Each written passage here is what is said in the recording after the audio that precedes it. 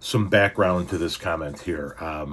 I showed a video of another content creator who is one of many people that have a problem with a Chicago food content creator, somebody that does food reviews, goes to restaurants, eats food, and tells you about them. But they have a problem with undocumented immigrants. And this content creator that I spotlighted, along with all of these other people, are having a very big issue with this woman in Chicago for being a content creator that makes her money off of the food industry, who also supports efforts of ICE and doesn't support immigrants as well as undocumented immigrants. This person then left the following comment. So illegal immigrants are the ones working in the food and transportation industry. Make it make sense. I would like for you to make your first sentence make sense, but I think I understand what you're asking there. So I'm saying that the food and transportation industry is undocumented immigrants. Well, not all, by any stretch of the imagination, but a chunk, a significant chunk, that's for sure. Let's start with the ag industry, where the crops and the products are grown to begin with and harvested. 40 to 42% of the hired crop farm workers in the United States are undocumented immigrants. Foreign-born workers make up about 70% of the total farm sector. But 40 to 42% is what they're saying, roughly, are undocumented immigrants.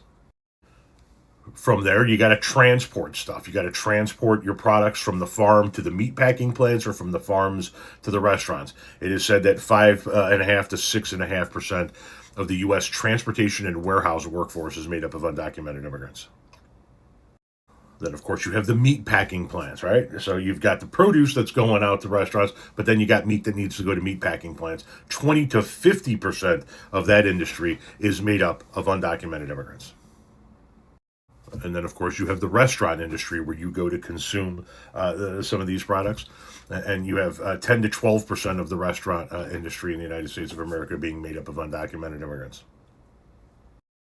So when you look at the numbers from the products, the commodities being grown and harvested, to the products being shipped and stored, to the products being processed in plants, to the products being cooked and served to you, to the people cleaning up after you when you're done eating your dinner. A significant chunk of that entire chain is undocumented immigrants. And we didn't even touch on anybody in the grocery industry. So chances are, if you go out to eat for dinner, you are being served in some way, shape, or form, from the people who are serving you, with people who are cooking your food, to the people who are cleaning up after you, to the people who brought you your food, processed your food, who grew your food, or harvested your food. There's a better than average chance that you are eating something that was touched by an undocumented immigrant. You go to a grocery store and you pick up a package of ground beef, or a package of chicken breasts, or a package of pork chops, or something of that nature. There's a good chance that it might have gone through the hands at some point in time, whether it be from the farm to the transportation, to the manufacturing of it, to the stocking of the shelves at the grocery store that you're at, could have been an undocumented immigrant.